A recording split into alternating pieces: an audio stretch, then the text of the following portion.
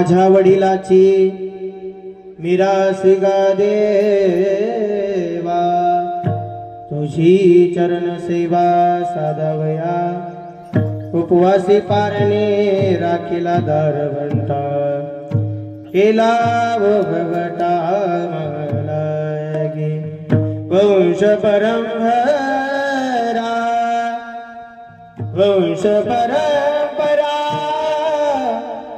दासवी अंगीत, तुका मोकलिता लाज पुन्हा, उपवासी पारणे राखीला दारवंता, केला भोगवटा मला विठ्ठला.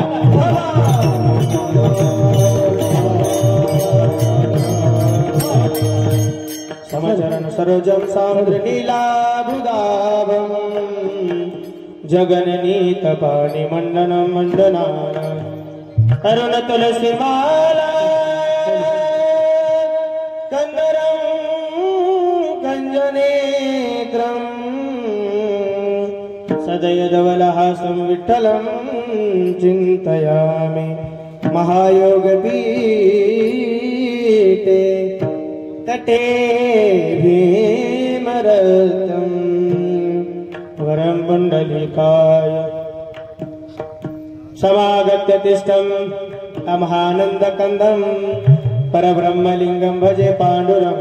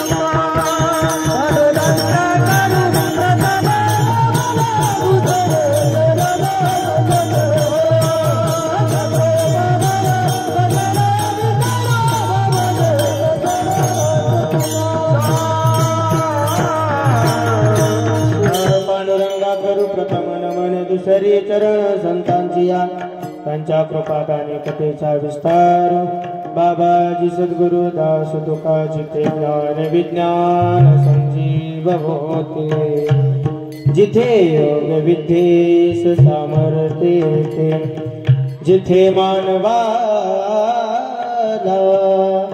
मिळे मोक्ष गाता, तुझ्या पायरीसी सदा नम्रमाता, सेवी लागे सेवक झालो, तुमच्या लागलो निज चरणा, अहो स्वामी तुझ्या देवा, यावरी न करावा वेरू, घ्यावी घ्यावी माझी सेवा,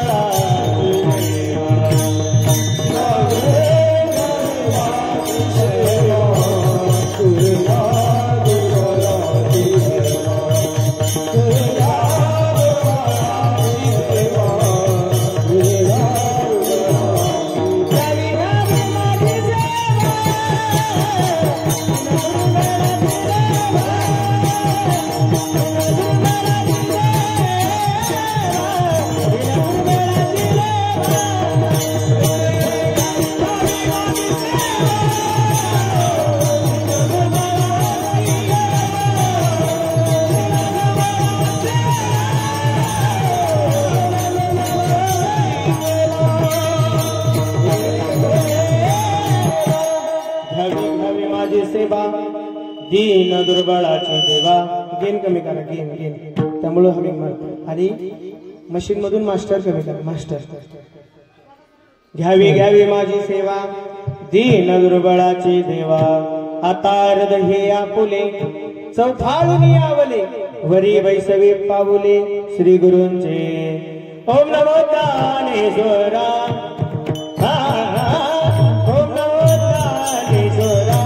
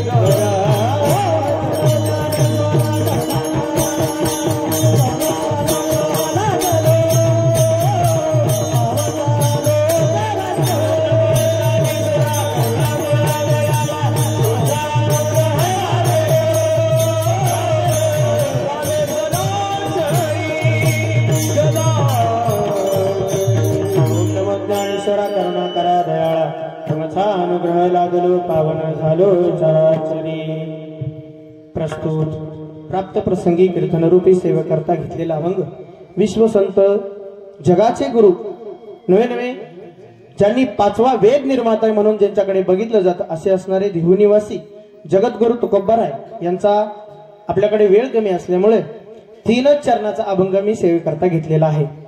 निमित्त काय आहे हे तुम्हाला जरी ज्ञात असलं तरी वक्त्याचं कर्तव्य म्हणून ते सांगणं गरजेचं. कैलासवासी मारुती विलास तुपे यांच्या प्रथम पुण्य स्मरणानिमित्त ही कीर्तन सेवा आयोजित केलेली आहे. त्यांच्या सर्व कुटुंबाच्या तर्फे तसेच तुपे परिवारातर्फे त्यांनी मला आमंत्रण दिलं की महाराज 11 तारखेला वर्षश्राद्ध आहे, त्या कीर्तनाकरता तुम्हाला यायलाच लागते. काही हरकत नाही. ताईंचा फोन आल्यानंतर त्यांना मला नाही सुद्धा म्हणता आलं नाही. कारण कसं हे गाव माझ्या जवळच म्हणजे माझी कर्मभूमी म्हटलं तरी चालेल. सर्व चांदापुरी ग्रामस्थ सगळे मला ओळखतात. इथं शिकवायला शाळेवर असल्यामुळं सगळे परिचयाचे लोक आहेत. त्यांना माहित होतं आकाश सर सुद्धा आहेत आणि महाराज सुद्धा आहेत. त्यांना चांगलं माहित होतं.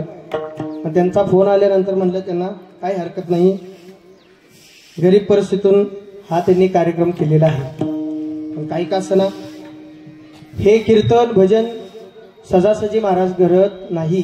चांगल्या चांगल्याच्या घरी काही लोकांकडे भरपूर पैसा आहे महाराज, तरी सुद्धा त्यांच्या घरी वारकरी येत नाहीत, भजन होत नाही, कीर्तन होत नाही, कारण त्याला प्रारब्ध लागतं. भाग्यवंता घरी भजन पूजन, भाग्यवंता घरी भजन पूजन, भाग्यवंता घरी भजन पूजन, भाग्यवंता घरी भजन पूजन, भाग्यवंता घरी भजन पूजन, भाग्यवंता घरी भजन पूजन, भाग्यवंता घरी भजन पूजन.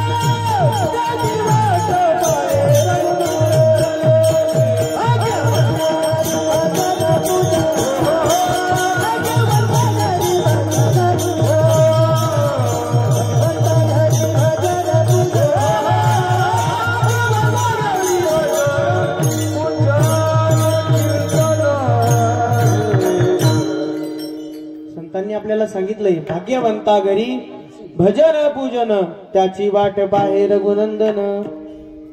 महाराज भाग्यानंच हे भजन कीर्तन घडत असतं. 1 वर्ष झालं आपल्या मारुती विलास तुपे यांना जाऊन, आपल्यातून 1 वर्ष झालं. महाराज अशा ठिकाणी जे गेले आहेत की त्या ठिकाणी जाण्याचा रस्ता आहे, पण परत येण्याचा मार्ग माघारी नाहीये. महाराज कसं असतं महाराज, आज उगवलेला सूर्य संध्याकाळी मावळतो, तो उद्या दुसऱ्या दिवशी उगवतो, तो आपल्याला पाहता येतो. पण एकदा घरातून एखादी व्यक्ती गेली ना महाराज, त्याच्या फक्त आठवणी पाठीमागे राहतात. एकदा गेलं की माणूस परत येत नाही. आपले मारुती तुपे जे आहेत ते अशा गावाला गेलेले आहेत, त्या ठिकाणी जाण्याचा मार्ग आहे पण येण्याचा मार्ग नाही. त्यांच्या पश्चात त्यांचे बंधुराज गहिनीनाथ विलास तुपे हे त्यांचे भाऊ आहेत. तसेच त्यांचा मुलगा अनिकेत मारुती तुपे, अमृता मुलगी आहे. आणि त्यांची जी आई वडील आहेत मारुती तुपे यांच्या आई वडील नागिन विलास तुपे तसे विलास लक्ष्मण तुपे, हे दोघं आई वडील, तसेच 1 मुलगा 1 मुलगी, भाऊ, एवढा मोठा परिवार महाराज असताना काळाने घाला घातला. आणि नियतीचा नियम आहे, इथं कोण राहायला आलेलं नाही. महाराज ज्याला जन्म आहे त्याला मृत्यू आहे. मोबाईल घेतल्यानंतर मोबाईल बरोबर चार्जर फुकट आहे महाराज, फुकट. त्याला काय वेगळे पैसे द्यावे लागतात का? नाही द्यायला लागत. आपण शर्ट घातला, त्या शर्टाबरोबर जे बटन येतं ते फुकट येतं महाराज. काय येतं? फुकट येतं. हा माईक विकत घेतल्यानंतर त्याच्याबरोबर केबल ही फुकट आहे, बरोबर का नाही? पकवास घेतल्यानंतर त्याला गट्टे फुकट आहेत. तसं माणसाने जन्म घेतला की त्याला मरण हे फुकट आहे महाराज. ज्याने जन्म घेतला त्याला मरण आहे. अहो, आपण आपल्या घरातला व्यक्ती गेल्यानंतर आपल्याला दुःख होतं. दुःख का होऊ नये? हा सर्व मायाजाळ आहे महाराज. दुःख होण्यासारखं आहे. मायेमध्ये आपण सर्व गुंतलेलो आहोत. आपल्याला दुःख होतच. आपल्या घरातली व्यक्ती गेल्यानंतर आपल्याला दुःख होणं साहजिकच आहे. आपण समजा आज आता पाकिस्तान आणि आपल्या भारताचं युद्ध चालू महाराज, चालू आहे ना. कितीतरी जवान आपले शहीद होतात. बघताना सर्व न्यूज, बघताना सर्व लोक. पण आपण घरामध्ये जेवण करत करत आपण टीव्ही बघत असतो महाराज. टीव्ही बघता बघता टीव्ही मध्ये चॅनलवर न्यूज चालू असते की ह्या ठिकाणी ऍक्सिडेंट झाला आणि जागीच 2 किंवा 40 लोक जखमी पावले, ट्रेन पलटी झाली, बरीच लोक अपघातामध्ये मरले. आपण ऐकतो महाराज, टीव्हीला चालू असतं. एवढी दुःखद घटना असते महाराज, तरी सुद्धा आपण काय म्हणतो, अगं ऐकलंस का, अर्धी चपाती घेऊन ये बरं, भात घेऊन ये बरं. माणसाला त्याचं दुःख नसतं महाराज, कारण तो दुसरा असतो. पण ज्यावेळेस आपल्या घरातली व्यक्ती जाते त्यावेळेस माणसाला अतिशय दुःख होतं. याही घरात तसंच झालेलं आहे. तरुण तरफदार मुलगा या घराचा गेलेला आहे. त्या आई वडिलांनी काय विचार करायचा, अरे म्हातारे कोतारे आम्ही असून आम्ही पाठीमागे राहिलो आणि आमचा तरणा बाण मुलगा गेला.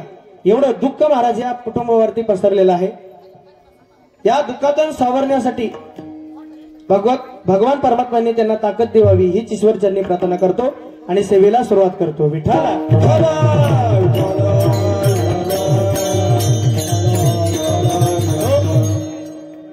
आपण घरासमोर महाराज एखादं झाड लावलं आणि झाड पाण्यामुळे म्हणा, उन्हामुळे म्हणा जळलं ते, किंवा त्याचा क्षय पावला. ते झाड जर घरापुढे नसलं तर आपल्याला कसं तरी होतं. एखादी वस्तू जर घरातल्या आपण ज्या ठिकाणी ठेवली त्या ठिकाणी जर आपल्या काही क्षणार्धात तर ती समोर दिसायची जर बंद झाली, माणसाला चैन वेचन होतं. महाराज ती वस्तू आपण ठेवलेली कुठे गेली?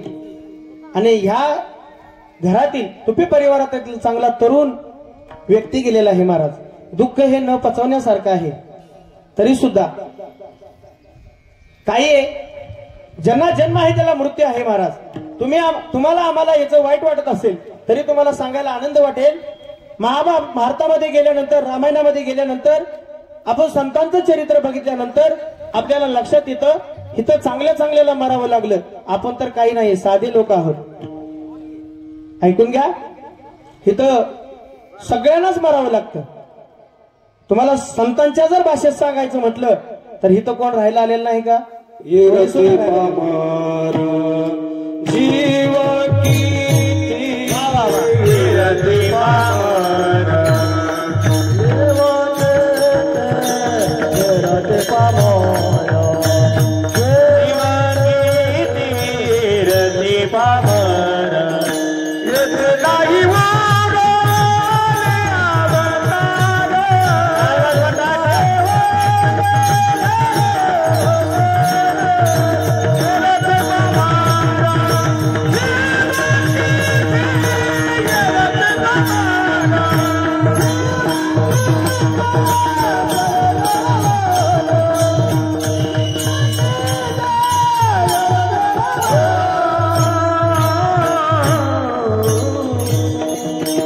म्हणतात येत नाही उरो आले अवतार नेरती पामर जीव किती. महाराज देवांना सुद्धा इथं थांबता येत नाही पृथ्वी तलावरती.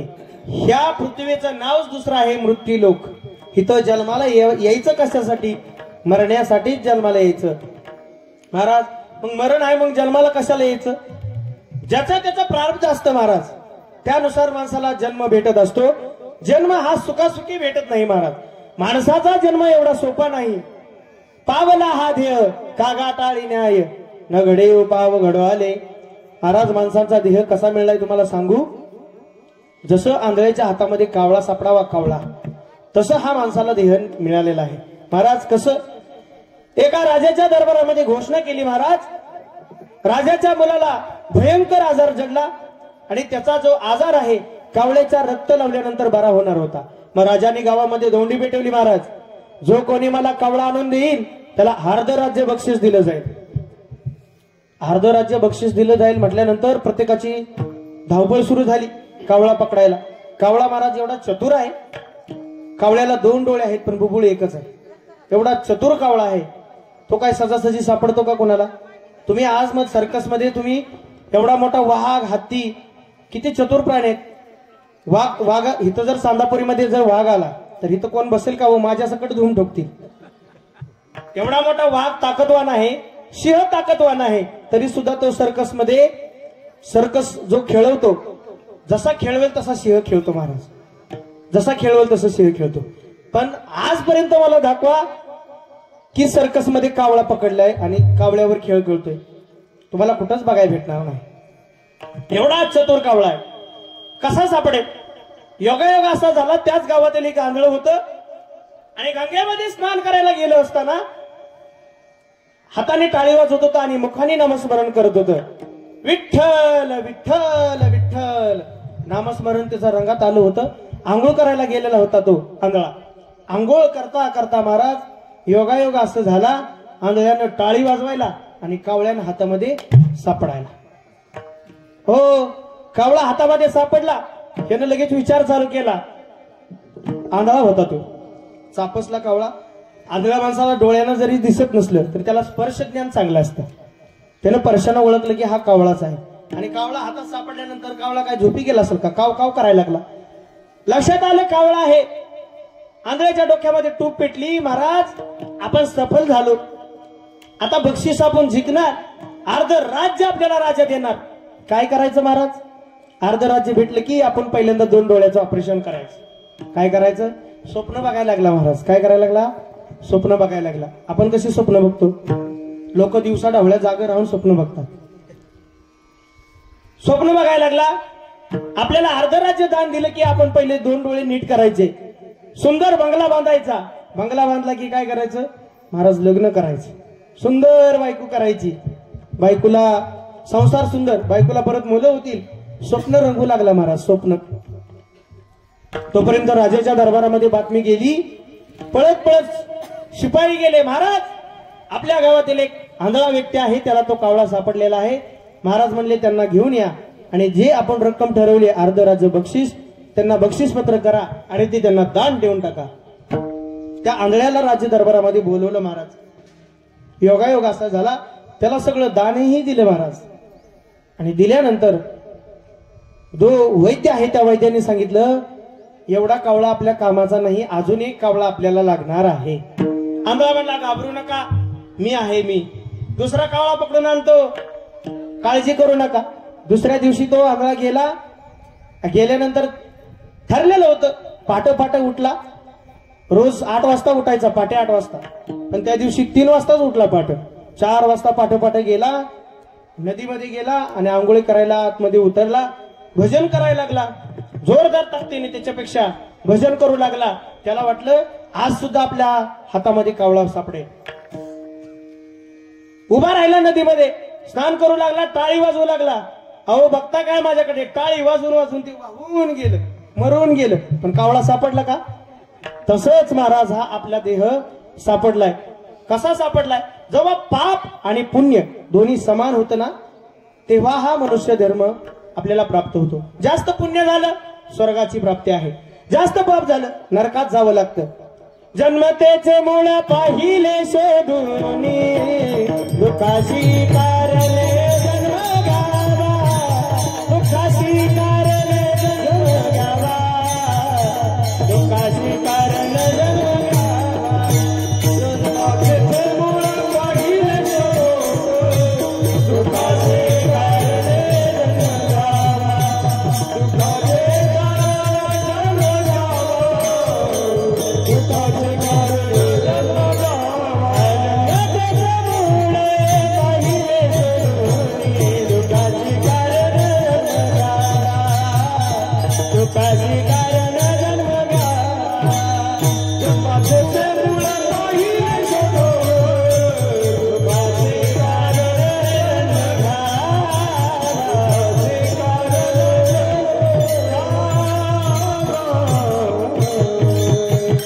जन्मतेचे मूळ पाहिले शोधून, दुःखाशी कारण जन्म घ्यावा. तुकाराम महाराजांनी वैकुंठाला जाताना जे 12 अभंगाची निर्मिती केली. आपले नाथ संप्रदायामध्ये इथं बरेच लोक आहे, मी सुद्धा त्याच संप्रदायामध्ये आहे. संप्रदाय काय वेगळा नसतो महाराज, सर्व संप्रदाय एकच आहेत. ज्याच्या त्याच्या सोयीनुसार ज्यांनी त्यांनी संप्रदाय काढलेला आहे. त्यामुळं इंचगिरी संप्रदायाचे सर्व लोक इथं आहेत. कौले बाबांचे शिष्य बरेच इथं आहेत. त्या 12 अभंगामध्ये सांगितले, पहिलाच अभंग आहे, जन्मतेचे मूळ पाहिले शोधून, दुःखाशी कारण जन्म घ्यावा. हे दुःख भोगण्याकरताच महाराज हा जन्म घेतला आहे महाराज. आणि आपण ह्याच्यामध्ये सुखाची अपेक्षा करतो. कसं सुख भेटेल? अरे हा संसारच दुःखमूळ आहे. दुःख व बांधवडी आहे हा संसार, सुख विचार नाही कोठे, सुखाचा विचार नाही कोठे,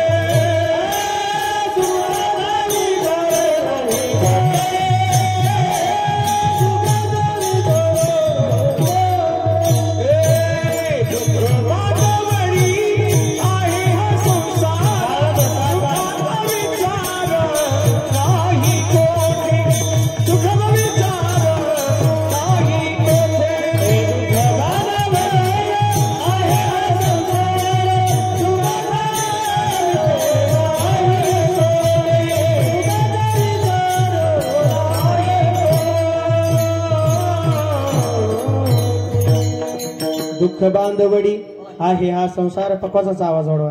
मी बोलत असताना विको कमी करा, थोडा आवाज द्या, ह्याला बेस द्या, थोडा बोलताना थोडा बेस द्या, थोडा आवाज क्लिअर करून गेन पण द्या, थोडासा दम लागतोय मला बोलताना. हॅलो हॅलो हॅलो, पक्वाचा आवाज वाढवा. संसार हा कसा आहे महाराज? दुःखमूळ आहे, तरी सुद्धा आपण सोडलाय का हो? अहो तुम्हीच तर काय सांगणाऱ्यांनी सुद्धा सोडलेला नाही. जे कीर्तन सांगतात संसार दुःखमूळ आहे, ते सुद्धा लग्न करतातच का नाही? करतातच. संसार कोणीच सोडला नाही. तरी सुद्धा संतांनी आपल्याला सांगितलंय, असोनी संसारी जीवे वेगू करी, वेदशास्त्र उभारी बाई सदा. संसार जरी दुःखाचा असला तरी सुद्धा त्याला परमार्थाचं जर सोबत चाक असेल तर संसार हा आपला सुखकर सुद्धा होऊ शकतो. महाराज कसं आहे, आपण संसार करत असताना त्याला परमार्थाची जोड पाहिजे. नुसता संसारच हे एकेरी चाक असून उपयोग नाही, त्याला परमार्थाची चाड असली पाहिजे. परमार्थाची सुद्धा शिकवण, संप्रदायाची शिकवण आपल्या घरामध्ये असली पाहिजे, तरच आपला संसार सुखाचा होणार आहे. जास्त वेळ प्रस्तावनेमध्ये न घालता महाराजांनी घेतलेल्या अभंगामध्ये आपण वळत आहोत. माझ्या वडिलांची मिरास. पुढे सरा, महिला मंडळ पुढे सरा, पुढे सरा. पाठीमागे लोकांना जागा होत नाही. पुढे सरा, इथपर्यंत सरा. तुम्ही उठा, तुम्ही दोघं उठा. इथे या, इथे या, इथे या, इथे या. माझ्या जवळ आहे, इथे जवळ आहे. त्याशिवाय जागा पूर्ण नाही. पुढे सरा, सरा पुढे. एकदा सरा. सारखं उठाउठी करू नका. काय होतं, कीर्तनामध्ये विक्षेप होतो. एकदा सरा महिला मंडळ. पुढे सरा. पुढे सरला म्हणून काही कोणाला माळ घालणार नाही कोणाला. या पुढे. कीर्तनाला महाराज कधी पुढे बसायचं असतं. तमाशाला ऑर्केस्ट्राला पाठीमागं बसायचं असतं. इथं जर ऑर्केस्ट्रा वगैरे असता तर पुढे बसण्यासाठी भांडणं लागली असती, डोकसी फुटली असती. पुढे सरा, पुढे सरा. एकदा सरा पुढे. विठाला विठाला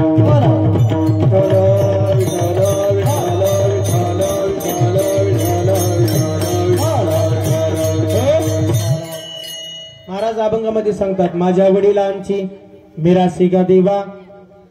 देवा माझ्या वडिलांची मिरासी गा देवा. तुझी चरण सेवा. आमची मिराशी आहे की तुझी चरण सेवा साधवया.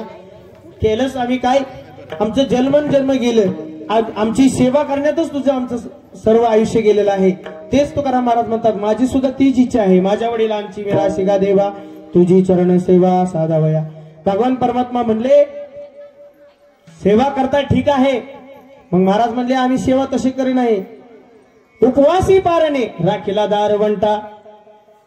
काय केलं, आम्ही उपाशी राहून उपवास करून तुझी सेवा केली. एवढंच नाही, देव म्हणले ठीक आहे तुम्ही सेवा केलेली आहे आमची. मग काय झालं, देव आणि भक्ता संतांचं भांडणच लागलं. तुकोबारायांचं आणि देवाचं एकदा भांडणच लागलं. काय झालं, तुकोबाराय दरबारामध्ये गेले. देवाच्या पाया पडायला लागले की देवाचं डोकं खाली असायचं. का, कारण भक्तीचं वजन देवावर एवढं झालं होतं. त्यांचं 7 पिढ्या देवाच्या सेवेमध्येच गेलेल्या होत्या. आणि तुकाराम महाराजांच्या पिढीत कुणीच देवाला कधी काहीच मागितलं नव्हतं. आणि काही न मागितल्यामुळं भक्तीचं वजन भगवान परमात्म्याचं एवढं झालं की देव तुकोबाराय दर्शनाला आले की खाली बघायचे. खाली बघायचे. खाली बघत असले की भगवान परमात्मा म्हणायचे, तुकोबाराय काहीतरी मागा, काहीतरी मागा. कारण तुमच्या या ऋणातून मला मुक्त व्हायचं आहे. गेले 7 पिढ्या तुमच्या आमची सेवा करत आहे. काहीतरी मागा. मागा म्हटल्यानंतर तुकाराम महाराज म्हणले, देवा काहीच मागू शकत नाही मी. कारण वंश परंपरा दास मी अंकित आणि तुका मोकलिता लाज कोणा. आम्हाला या गोष्टीची लाज नाही की आमची 7 पिढ्या तुझी सेवा करते. कारण आमचा अधिकार आहे, आमची वंश परंपरा, आमची परंपरा आहे तुझी सेवा करण्याची. आणि आपल्या वडिलांनी जे रोपटं लावलं आहे त्याचं जोपास करणं हे मुलांचं कर्तव्य असतं. आता ह्या परिवारातील वडील गेले आहेत. मग वडील गेल्यानंतर त्यांची जी मुलं आहेत त्यांचं सुद्धा कर्तव्य असतं की त्यांच्या काही स्वप्न असतील, ते स्वप्न काही अधुरी राहिलेले असतील, त्यांच्या काही इच्छा असतील, आकांक्षा असतील, त्याकरता त्या कुटुंबाने प्रयत्न करायचा असतो. व्यक्ती जरी घरातून गेलेला असला, देहरूपी तो व्यक्ती आपल्या घरातून जातो, पण त्याची आठवण, त्याचं स्मरण आपण कायम जपून ठेवत असतो. महाराज त्यांच्या काही इच्छा असतील त्या जोपासल्या पाहिजे, तरच त्या व्यक्तीला शांती भेटत असते. आणि त्या व्यक्तीला शांती केव्हा भेटते, त्यांची जर इच्छा काही असेल ते जर त्यांच्या मुलांनी पूर्ण केली तर ते आपल्याला आशीर्वाद देतात. तो का म्हणे, पित्रे आशीर्वाद देती कल्याण दया कल्याण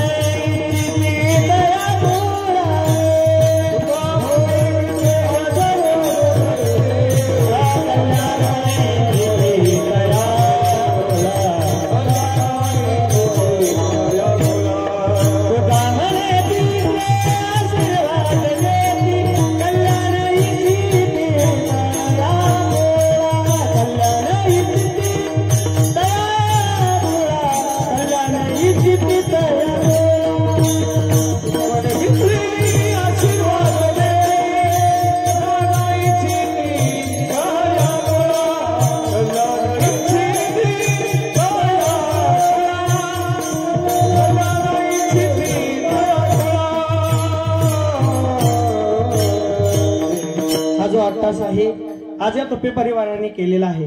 हे कीर्तन म्हणजे हे ज्ञानदान आहे. आता कीर्तन झालं की सर्वांना जेवण आहे, ते अन्नदान आहे, वस्त्रदान आहे आणि कीर्तन झाल्यावर जे महाराजांना दिलं जातं ते धन म्हणजे पैसे ते सुद्धा एक दान आहे. हे चारही दान आजच्या दिवशी घडतात. म्हणून स्वर्गातले जे पितर आपले आहेत ते या पवित्र म्हणजे या कुटुंबाला आशीर्वाद देत असतात. तो का म्हणे पित्रे आशीर्वाद देते कल्याण इच्छिती तया कुळा, ते आशीर्वाद देत असतात. जर महाराज आपण हे भजन कीर्तन हे केलं नाही, माणसं म्हणतात महाराज हे वर्षश्राद्ध केलंच पाहिजे का, भजन हे केलंच पाहिजे का, असं काही नाही. परिस्थितीनुसार माणसाने केलं तरी चालतं, भजन केलं तरी चालतं. एवढंच नाही, शास्त्राने तर असं सांगितलं आहे घरामध्ये जर पिंड केला आणि त्या पिंडाला पाणी वाहिलं आणि श्राद्ध केलं तरी सुद्धा ते मान्य आहे शास्त्राला. एवढं नाही महाराज, रामप्रभू वनवासाला गेले असताना त्यांनी सुद्धा आपल्या वडिलांचं पित्र घातलं होतं, वर्षश्राद्ध घातलं होतं. त्यांनी काय केलं होतं, वनवासाला गेल्यानंतर तिथं काही एवढी सुविधा नव्हती. वनवासाला गेल्यानंतर त्यांच्यापाशी काही सुद्धा नव्हतं, अंगावल्या कपड्यावरती गेले होते. तिथं त्यांनी गुळाचा खडा घेऊन आणि वाळूची पिंड करून तिथं श्राद्ध त्यांनी केलं होतं. श्राद्ध हे मोठंच करावं असं नियम नाहीये. तुम्ही घरामध्ये नैवेद्य केला आणि त्यांच्या नावाने संकल्प सोडला, जी मृत व्यक्ती आहे त्यांच्या नावाने संकल्प सोडला तरी सुद्धा वर्षश्राद्ध हे होत आहेत. माणूस जन्माला आल्यापासून 16 संस्कार आपल्यामध्ये घडत असतात. त्यामध्ये पहिला आपला आहे तो जन्माचा सोहळा आहे. जन्माच्या सोहळ्याला आल्यानंतर सर्व लोक हसत असतात आणि माणूस मरण पावल्यानंतर सर्व लोक रडत असतात. आणि याच्यामध्ये जे सर्व आहे ते मायेचं सर्व रूप असतंय महाराज, मायेमुळे सर्व लोक. आणि महाराजांनी म्हणून तर सांगितलेले नको नको मना गुंतू माया जाळी, काळ्याला जवळी ग्रास बया. या मायेमध्ये आपण गुंतून पडायचं नाहीये. आपण मरल्यानंतर आपल्यासोबत कोणी येणार आहे का, नाही येणार. आणि मरणाच्या तडाख्यातून आपल्याला कोणी सुद्धा सोडवू शकणार नाही. मगाशी तुम्हाला उदाहरण दिलं महाराजांनी, सुंदर मगाशी प्रमाण दिलं. येत नाही उरो आले अवतार, हेरते पामर जीव केली किती. अहो इथं देवाधिकांना थांबता आलं नाही, संतांना थांबता आलं नाही. अवतार संत घेतात, आपल्या इच्छेने येतात, इच्छेने जातात. पण आपण हा मृत्यू लोकांमध्ये आल्यानंतर आपल्याला प्रत्येकाला मरावं लागतं. आणि मरताना असं मरायचं असतं, जगताना असं जगायचं असतं की आपली कीर्ती या जगाच्या पटलावरती राहिली पाहिजे. महाराजांनी सांगितलंय तो का म्हणे मरण्याची सरे उत्तमाची रे कीर्ती मागे, उत्तमाची रे कीर्ती मागे.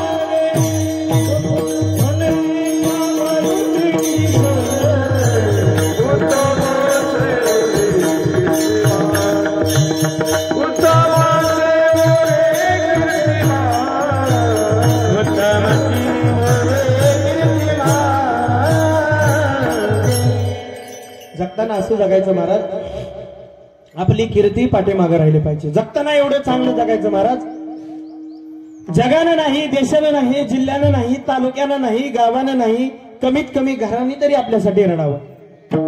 घरानं नाही महाराज, आपल्या लेकरा बाळाने तरी आपलं रडलं पाहिजे. एवढं तरी माणसाने चांगलं जगलं पाहिजे.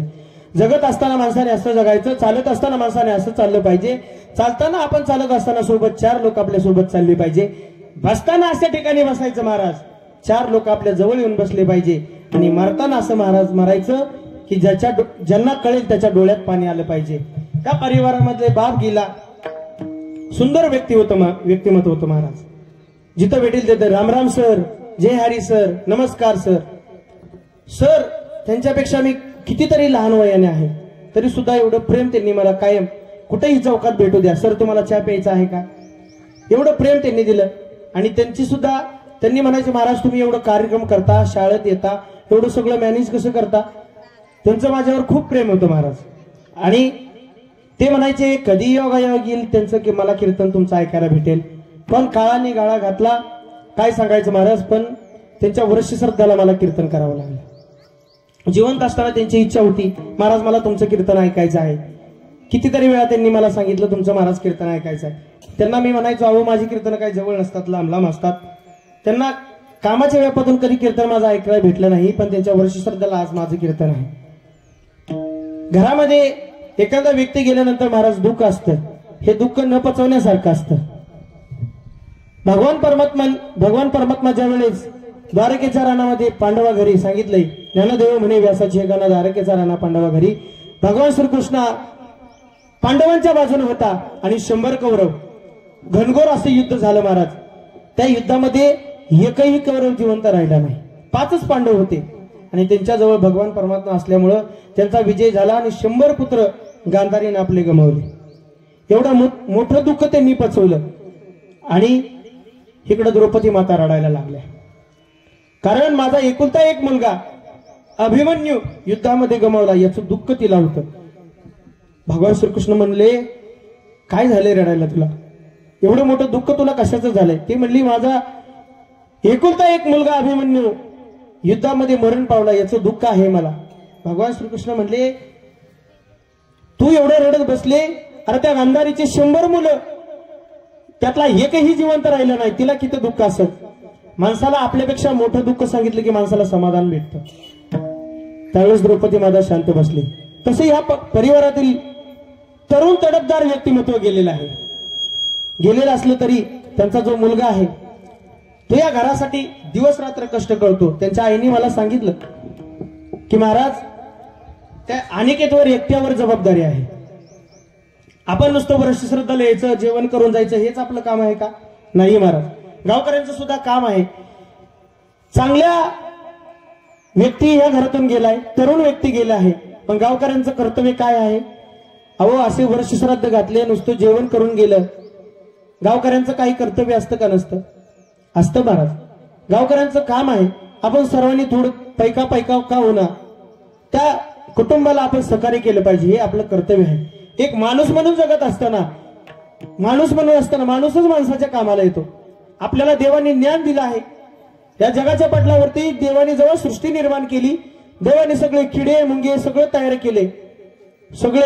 केले. देवाला वाटलं, तरी देवाला समाधान काय वाटलं नाही. मग त्यांनी उभयचर, जलचर सर्व प्राणी तयार केले. मग भगवान परमात्म्याने एकच माणूस असा निर्माण केला की त्याच्याकडे बुद्धी आहे, त्याला दुःख कळतं, सुख कळतं, सर्व सुख दुःख हे सर्व त्या माणसाच्या मेमरीमध्ये सेट केलेलं आहे महाराज. मग अशा माणसाला आपण दुःखामध्ये सामील होत झाल्यानंतर नुसतं जेवण करून जायचं नसतं. काय करायचं असतं? त्या कुटुंबाला हातभार लावायचा असतो.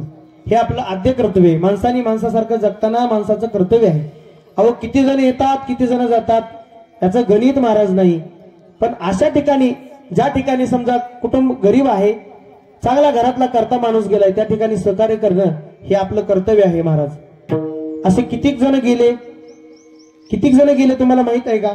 महाराजांनी तर सुंदर सांगितलं, आजा मेला पंजा मेला बाप बसला गेला,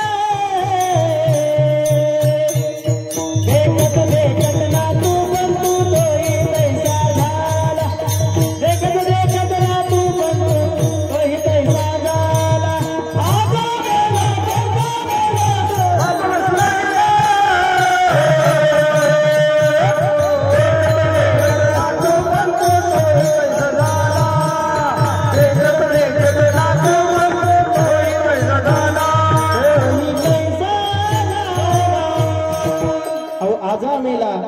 पंजा मेला बाप मसना गेला, देखत देखत ना तू पंतू तोही तैसा झाला.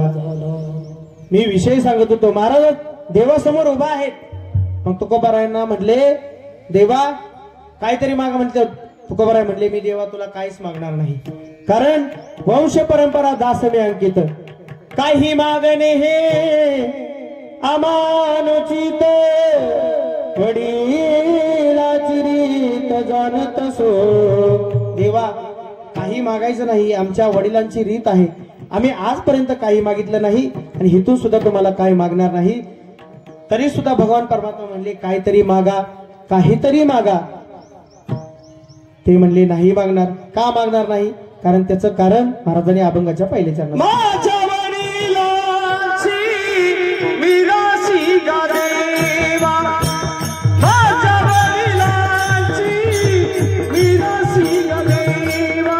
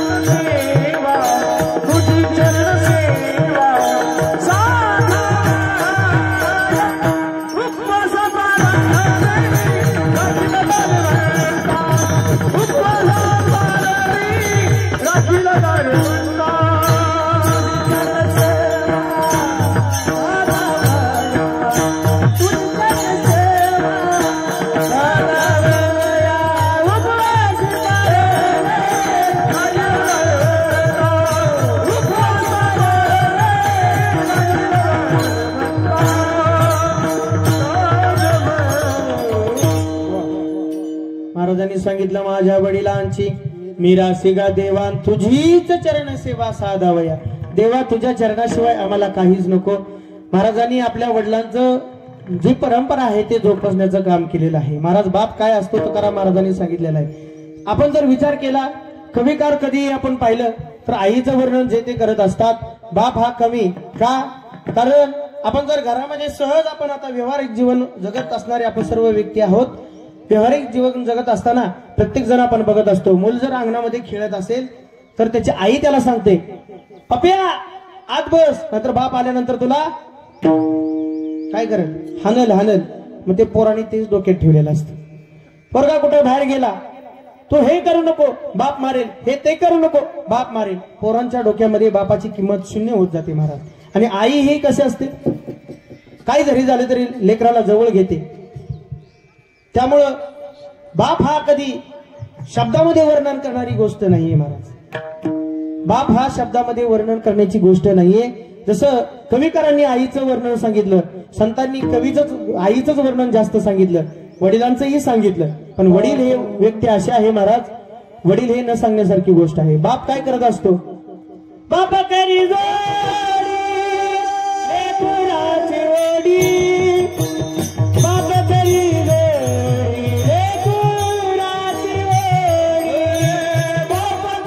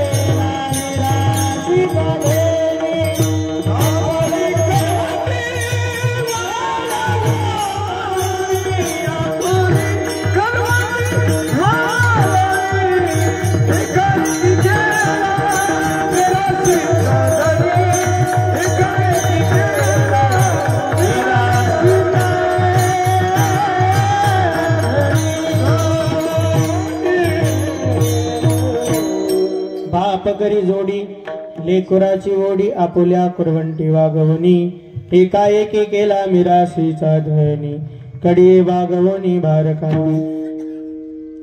आई जी आहे महाराज, आई ही लेकराला कुठं घेते हो? कडेवरती घेते, काक्याला घेते, बरोबर ना? तर आईचं एक प्रामाणिक मत असतं, मी जे डोळ्यानं बघते ना ते माझ्या लेकरानं सुद्धा बघावं. काय करावं? माझ्या लेकरांनी सुद्धा ते बघावं. पण बाप एक व्यक्तिमत्व असं आहे महाराज, बाप काय करतो? आपल्या मुलाला खांद्यावरती घेतो, खांद्यावरती. कशासाठी? त्याचं कारण एवढं आहे महाराज, आईचा विचार असा असतो की मी जे बघते ते माझ्या मुलांनी बघावं. पण बापाचं तसं नसतंय. बाप म्हणतो मला जे सुद्धा बघता येत नाही ना ते माझ्या लेकांनी बघावं, म्हणून बाप खांद्यावरती घेत असतो. हा बाप आपल्या लेकासाठी करत असतो. महाराजांनी तर सांगितलं, बाप करी जोडी लेकराची ओढी, आपुल्या कुरवंटी वागवणी, एकाएकी केला मिराशीचा धनी, कडी वागवणी बार खांदी. आपल्या मुलाला खांद्यावर घेत घेत आपल्या प्रॉपर्टीचा मालक बनवून टाकतो बाप. काय करतो? अख्या प्रॉपर्टीचा मालक बनवून टाकतो. पण महाराज, या भारताच्या या जगामध्ये बरीच असे दलिंदर लोक आहेत, आपल्या आई बापाला सांभाळत नाही. मी स्पष्ट बोलणारा महाराज आहे, एकदम स्पष्ट बोलतो मी. आपल्या इथून पंढरपूर किती जवळ आहे? अगदी जवळ आहे. पंढरपुरामध्ये देव कशासाठी आला? भक्त पुंडलिकासाठी उभा राहिला विठ्ठल.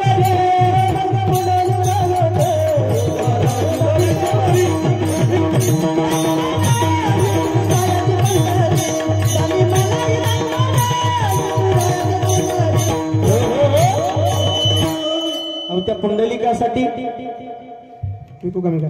पुंडलिकासाठी भगवान परमात्मा आला. भक्त पुंडलिक एकेकाळी एवढी पत्नीची सेवा करायचा, एवढी पत्नीची सेवा करायचा, किती करायचा? लय करायचा. एवढा शब्द आहे आपल्याकडे, लय.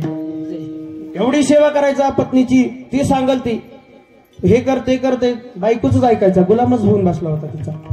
आणि महाराज भक्त पुंडलिक एका ठिकाणी जाताना, रस्त्याने जात असताना 3 महिला, अतिशय दुर्गंध, घाण कपडे होते, केस इतरत्र विस्कटलेले होते. त्यांना जाताना त्यांनी भक्त पुंडलिकांनी पाहिलं आणि पाहिल्यानंतर तिथंच तो बघत उभा राहिला. अरे म्हणलं, एवढा गलिच्छ महिला कुठं निघाल्या तेवढ्या रात्रीच्या? बघितलं महाराज, तिथे एक ऋषींचा मठ होता आणि त्या मठामध्ये त्या महिला गेल्या, त्या साधू संतांचं दर्शन घेतलं आणि दर्शन झाल्यानंतर त्या माघारी आल्या आणि जसं ब्युटी पार्लर मध्ये नटून आल्यानंतर जशी स्त्री दिसते तशा त्यांना दिसायला लागल्या. मग भक्त पुंडलिकाने विचारलं, का हो म्हणले, जाताना तेवढं तुम्ही एवढं आमंगळ होतात, एवढे घाण तुमच्या अंगावरती कपडे होते, येताना एवढं सुंदर बनून तुम्ही आला, असलं कुठलं ब्युटी पार्लर आहे तुम्ही ते एवढं सुंदर होऊन आला? पुंडलिकाने विचारल्यानंतर त्या कोण होत्या? गंगा, यमुना, सरस्वती या 3 नद्या होत्या. आणि त्या नद्या होत्या. अरे म्हणले, तुझ्यासारखी पापी आमच्या नदीमध्ये येतात, आईबापाला सांभाळत नाही, असले आमच्या मध्ये येतात, स्नान करून जातात आणि ती पापाची घाण आमच्यावरती आलेली असते. म्हणून आम्ही संतांकडे जातो, संतांचा चरण, संतांच्या चरणाला काय, चरणाचा स्पर्श केल्यानंतर संत चरण लागता सहज वासनेचे बीज जळून जाय. वासना तर जळतेच जळते, पण आपलं जे मलिन शरीर आहे ते सुंदर बनवण्याचं काम संतांचं चरण करतं. म्हणून आम्ही तिन्ही नद्या संतांच्या दर्शनाकरता येत असतो. तुझ्यासारखे पापी माझ्या डोहामध्ये आंघोळ करतात आणि हे पाप आमच्या नदीमध्ये फेकून जातात सर्व. पुंडलिकाला एवढा राग आला. पुंडलिक म्हणला, माझ्याकडून घनघोर असं पाप घडले, आता करायचं काय? घरी गेला महाराज. घरी गेल्यानंतर त्यानं आईबापाला काय केलं होतं? लाथा मारून हाकलून टाकलं होतं, हाकलून लावलं होतं. त्याने धाव घेतली आणि आपले आईवडील कुठं आहेत त्याचा शोध करायला चालू केली. इतरत्र फिरत असताना त्याचे आईवडील त्याला सापडले. तिथपासून आईवडिलांची त्या भक्त पुंडलिकाने इतकी सेवा केली महाराज, इतकी सेवा केली, साक्षात भगवान परमात्माला लावलं नाही. भगवान परमात्मा भेटी करता आला. आल्यानंतर भगवान परमात्म्याने आवाज दिला, पुंडलिका पाठीमाग बघ, मी आलोय. भक्त पुंडलिक म्हणाले, तू कोण आहेस? अरे मी विठ्ठल आहे, ज्याने ही सृष्टी निर्माण केली, तो देव आहे मी. पुंडलिक राय म्हणले, माझ्या आईवडिलांपेक्षा मला कोणीही श्रेष्ठ नाही. सांगितलं, तुला येतो भेटायला. जवळ वीट पडली होती आणि ते पाठीमागं फेकली आणि सांगितलं, त्या विटेवरती उभा राहा, तोपर्यंत मी आईवडिलांची सेवा करतो. आता युगे झाले 28, तरी सुद्धा पुंडलिक रायांची सेवा चालू आहे. एवढी सेवा पुंडलिकाने केली आणि त्याच पंढरपूरमध्ये आईवडिलांची सेवा करून देव भेटायला आला. पण त्याच पंढरपूरमध्ये वृद्धाश्रम आहेत, वृद्धाश्रम. एवढी मोठी शोकांतिका आहे. आपला सोलापूर जिल्हा एवढा पवित्र आहे कारण या ठिकाणी स्वतः पंढरीनाथ भगवान परमात्मा आपल्या पंढरपूरमध्ये राहतात. एवढा सुंदर पवित्र आपला जिल्हा आहे. एवढा तालुका सुद्धा आपला पवित्र आहे कारण माळशिरस तालुक्यामधून पूर्ण या सोलापूर जिल्ह्यामधून आपली ही माऊलीची जी दिंडी आहे, तुकोबाराची दिंडी आहे, ती ह्याच जिल्ह्यामधून तालुक्यामधून जाते. तरी सुद्धा आपण एवढं निष्ठुर आहोत, महाराज आईबापांना सांभाळत नाही. महाराजांनी सांगितलं, बाप करी जोडी लेकराची ओढी, आपुल्या कोरवंटी वागवणी. आपण आपल्या बाप काय करतो? आपल्या प्रॉपर्टीचा मालक करतो. बाप असा आहे महाराज, बापाचं वर्णन शब्दामध्ये करता येत नाही. बाप हा कसा आहे तुम्हाला सांगून जाईल महाराज. आई घराचा कोण असते? कळस असते. बाप हा घराचा पाया असतो. आई घराचं मांगल्य असते तर बाप घराचा अस्तित्व असतो. आईच्या पायातील जोडवं असेल, मंगळसूत्र असेल, कपाळावरची कुंकू असेल, ते सर्व बापामुळे तिच्या सौंदर्याला शोभा आहे महाराज. एकदा घरातील बाप निघून गेला, या तुपे परिवाराचा बाप निघून, घरातील तरुण व्यक्तिमत्व निघून गेला, त्यांची धर्मपत्नी आहे, त्यांचा आज सौभाग्याचं कुंकू निघून गेलेलं आहे. पायातली जोडवी स्त्रीचं सौभाग्य आहे, त्यानं सुंदरता येते. लेडीजला गळ्यामधलं मंगळसूत्र असेल, कपाळावरचं कुंकू असेल, आता ते सोडून द्या, आजकाल कुंकू कोण लेतच नाही. आता सर्वजण टिकल्यास लावते, त्यामुळे आता कुंकू काय राहिले नाही. पहिल्या काळामध्ये महिला रुपया एवढं कुंकू कपाळाला लावायच्या, डोक्यावरती पदर घ्यायच्या ज्याच्या डोक्यावरती पदर तिलाच म्हणतात इंडियन मदर.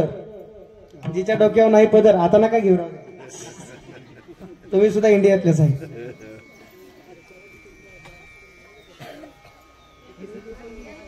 आता लगेच घ्यायला लागल्या महिला. सौभाग्याचं कुंकू महाराज त्यांचं गेलेलं आहे. अहो कुठली जरी महिला असेल तर तिचं काय सुद्धा देवाकडे मागणं नसतं. नको मला दाग दागिन असू द्या काळ म्हणे, तिचं काय सुद्धा इच्छा नसते. ती सोनं बिनं तिच्यासाठी काहीच नसतं. तिला नवरा म्हणजे पती हा परमेश्वर असतो.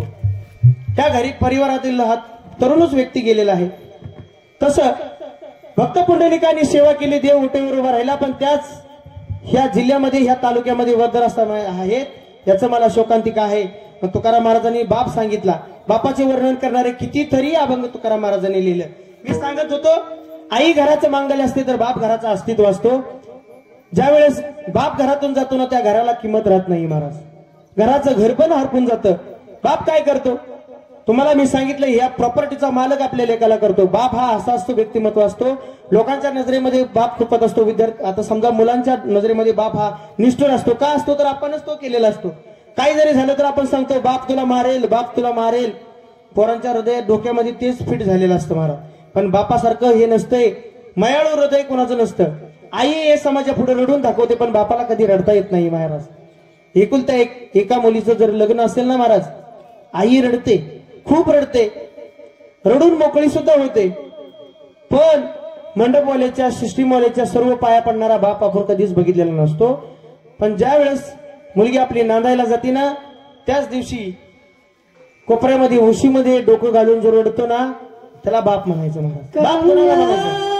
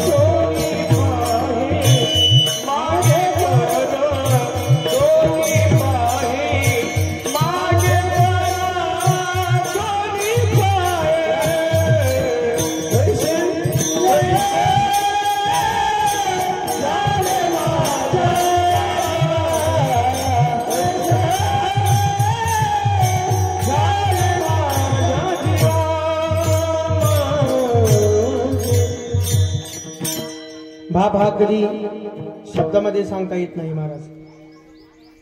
बाप घरामध्ये जाऊन रडत असतो. एकुलत्या एका मुलीचं लग्न असतं महाराज. लग्नामध्ये सर्वजण रडतात, सगळेजण रडतात. पण बाप कधी रडताना दिसत नाही कारण त्याला धीर ठेवावा लागतो. एवढा बाप आपल्या लेकीसाठी करत असतो. त्या घरातील तर बाप गेलेला आहे. उद्या अमृताताईचं जर लग्न झालं, अमृताताईचं लग्न झालं, आपल्या आईकडे अमृता काहीही मागू शकते, काहीही मागू शकते. बापाकडे जेवढं मागू शकते तेवढं मागू शकत नाही. एखादी हक्काची गोष्ट, एखादा दुःखाचा प्रसंग ती आपल्या आईला सांगू शकत नाही. आपण माहेराहून जर लेक आली, आई तिचं आंघोळ घालू शकते, तिचं सांत्वन करू शकते. पण जर काही दुःखाचा प्रसंग माहेरामध्ये घडला तर हा बापाला सांगावा लागतो महाराज. बाप हा शब्दात सांगता येणार नाही महाराज. आईचं वर्णन सर्व कवींनी केलं आहे. बाप कसा आहे म्हटल्यानंतर तुम्हाला सांगायचं म्हणलं, हा लावा सूर लावा. एकुलता एका मुलीचं आपल्या लग्न होतं. लग्नामध्ये एकुलता एका मुलीचं लग्न ज्या वेळेस होतं